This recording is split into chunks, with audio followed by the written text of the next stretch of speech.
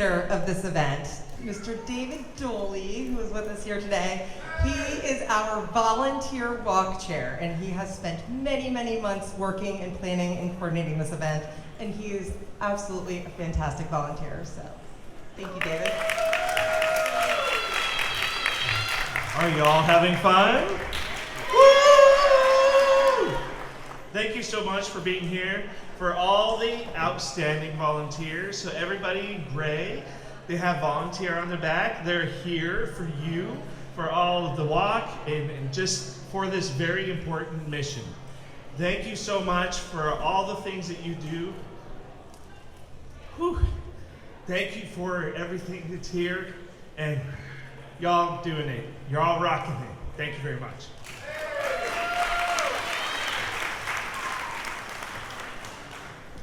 Thanks, Dave. This is his first year doing it too as the official walk chair, and he's doing an amazing job. In addition to David, I want to thank all of our volunteers and the planning committee. He's got a whole committee behind them that helped make this day possible. We had volunteers out here at 7 o'clock this morning helping set everything up, and it was the smoothest setup I've ever seen in my 25 walks that I've done over the past 7 years. So thank you to all of our fabulous volunteers. I also want to thank our National Capital Area Board of Directors, who oversees everything we do in Northern Virginia and Washington, D.C., also all volunteer-led. And of course, I want to thank all of our guest speakers, who you'll be hearing from in a moment, our Resources Fair participants. We have a lot of amazing resources over here of 8 different organizations in our community that serve our mission in some capacity. I also want to thank our care team members. Jamie is here somewhere in purple with her hand raised over there. She is a volunteer mental health professional who is here to talk to anyone who wants to talk. I also want to thank our walk buddies who are in orange, who are here to walk with anyone who does not want to walk alone. And I, of course, want to thank our special events manager, Kelly Mahoney, who many of you get emails from. She is a real human being, and she has put months and months of work into this event as well, so thank you, Kelly. But most importantly, I really want to thank all of you. This is what this event is about. It's about each and every one of you. And it's about these honor beads and what they represent. And so, the Manassas and Prince William Out of the Darkness Walk, it's a journey of remembrance that unites a community. It's a time to acknowledge the ways in which suicide and mental illness have affected our lives and our loved ones. And we all wear our honor beads, each of one showing our personal connection to the cause. And it helps us identify others who understand our own experience. And so today I wanted to try a little something different an activity that we've never done before during the opening ceremony, something that I think can really truly unite everyone in this room. And so what I'm going to do is I'm going to read each color of an honor bead and its meaning. And if at that time, if you wear that color bead, or that bead represents you, even if you haven't picked up your beads yet, I would like to invite you to either raise up your beads or raise your hand to show everyone in this room that you represent that color and how this will all unite us together. And so, with that, the first honor bead color is white, which represents the loss of a child. If you wear white, could you please raise your beads? Thank you. Next is red, which represents the loss of a spouse or partner. If you wear red beads, please raise your hand or your beads.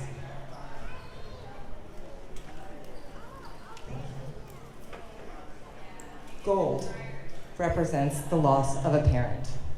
If you wear gold beads, please raise your hand or your beads. Thank you.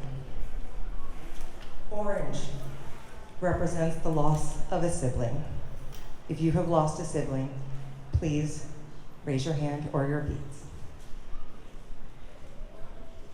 Thank you. Purple represents the loss of a relative or a friend. If you wear purple, please raise your hand or your beads. Thank you. Silver represents the loss of a first responder or military. If you wear silver beads, please raise your hand or your beads. Thank you. Green represents a personal struggle or attempt. If you wear green beads, please raise your hand or your beads. Thank you. Teal represents that you support someone who struggles or has attempted. If you wear teal, please raise your hand or your beads. Thank you. Rainbow honors the LGBTQ plus community. It doesn't necessarily represent a loss, it just shows that you support them. If you wear rainbow beads, please raise your hand. Thank you. And of course, blue. Blue shows the support of suicide prevention. I hope everyone will raise their hands, sharing that we all wear blue beads. Thank you so much. I really, really appreciate you being part of this and partaking in this activity. You can tell I'm personally moved by it. I'm sure many of you are as well. But it's just a sign that all of us are in this together, and we're here to make a difference and to save lives and to bring hope to those affected by suicide. And that's really what we here at AFSP are here to do.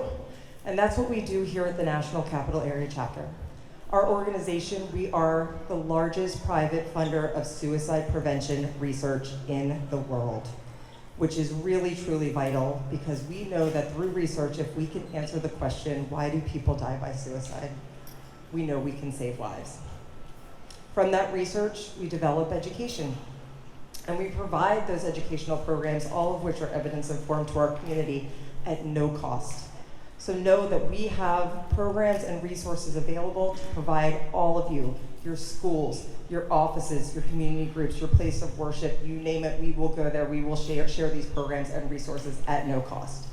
And Darlene, who is a member of our board here in the middle, she is our education chair. And so if you're interested in any of those things, please go and talk to Darlene. She will definitely get you set up, and we will make that happen. We also provide support for survivors of suicide loss. Many of us in this room are those.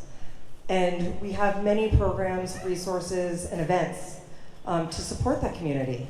And so one of those is actually coming up in November. We have what is called Survivor Day, or International Survivors of Suicide Loss Day.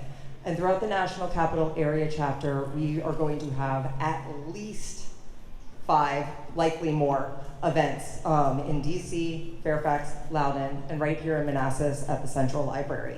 We'll also have a Survivor Day event that's going to be on November 3rd, which is actually going to be for the military and veterans community, also at Joint Base Andrews, which is where our Honor Guard is from today.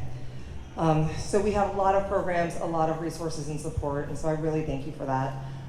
I want to encourage everyone to get involved too. You know, we walk, and this is a powerful event, and it's so important because the funds that we raise today, it supports everything that we're doing. Like that is what funds our mission and our work. And it's a great way to show our community and step up and show our support. But this is something that needs us, and it needs action all year long. And so I really want to encourage you to volunteer, get involved. We need help from day of event volunteers to board member leadership and everything in between. So over at our resources table, we have a volunteer sign up. Please, please, please come and join us.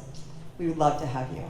And we also have one of our board members, Keith, here with us today as well. He is our DEI chair, supporting diversity, equity, inclusion, and accessibility. And so we are looking to have representation as part of our community. We want to represent the communities that we serve. So please come and get involved. If you're interested in DEI, please go and talk to Keith as well. And so, with all of that, thank you for all of this. You are what makes this chapter possible. You are what has made us one of the leading chapters in the country. Out of 74 chapters, last year we were the overall chapter of the year out of all of AFSP chapters. This is something we're so proud of. And then they couldn't give it to us 2 years in a row, so they made up a new award that didn't even exist and gave us the Pace Setters Award this year for outstanding excellence year after year. That is totally because of you all, because we only have 2 staff people here at National Capital. It's me and Kelly, so everything else that happens here is because of you, so thank you for that. So without further ado, we have some other people. I don't want to stand up here and take up all the time, but I want to introduce our mayor. She's here today because in the city of Manassas, they have presented a proclamation to recognize National Suicide Prevention Week, which is right now. And actually today, for those of you who don't know, is World Suicide Prevention Day. And so I want to invite Mayor Michelle Davis Younger, the mayor of the city of Manassas, to come and speak.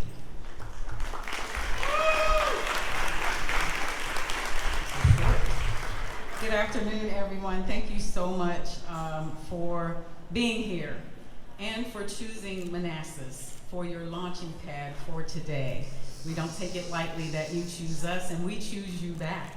I am Michelle Davis Younger, and I am the very proud, especially on days like this, very proud mayor of the city of Manassas. Thank you for the invitation, Ellen, to come today and to share with you and to encourage you in your efforts in creating hope through action for those who need you. Thank you for your support and your encouragement, and for most especially being a resource. And please know that we here in the city stand with you, we encourage you, and we want to be and continue to be a resource for you. Call on us at any time to help you. We have some dignitaries here that I would be remiss if I did not acknowledge them coming out today to partner with you in your efforts. We have Delegate Danica Rome is here, right there to the left. Senator Jerry McPike was here. I know he said he had to leave. I'm not sure if he's still here or not, but he was here as well with you. We have Councilman Tom Osina with us today as well. Thank you, Tom.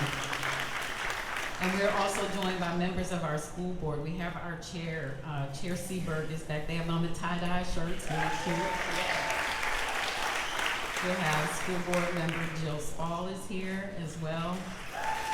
And school board member Christina Brooks is here. Thank you all for being here today. It gives me such pleasure to have participated in the proclamation, but to read this, and I'll read slowly so you don't get a cramp. So the proclamation reads, whereas suicide is the 12th leading cause of death in the United States, the third leading cause of death among children and teens ages 10 to 19, and the second leading cause of death among individuals between the ages of 20 to 34 as of 2020.